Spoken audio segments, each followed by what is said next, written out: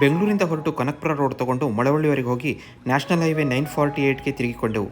ಮಳವಳ್ಳಿಯಿಂದ ಸುಮಾರು 22 ಕಿಲೋಮೀಟ್ರು, ಬೆಂಗಳೂರಿಂದ ಸುಮಾರು 130 ಕಿಲೋಮೀಟ್ರ್ ಆಗುತ್ತೆ ನಾವು ಹೊರಟಿದ್ದ ಗಗನಚುಕ್ಕಿ ಜಲಪಾತಕ್ಕೆ.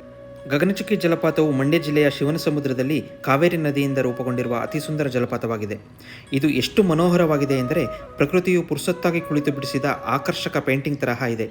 ಇಲ್ಲಿ ಕಾವೇರಿಯು 300 ಅಡಿ ಎತ್ತರದಿಂದ ಧುಮುಕಿ ಈ ಅದ್ಭುತ ಪ್ರಕೃತಿ ಚಿತ್ರಣವನ್ನು ರಚಿಸುತ್ತಾಳೆ.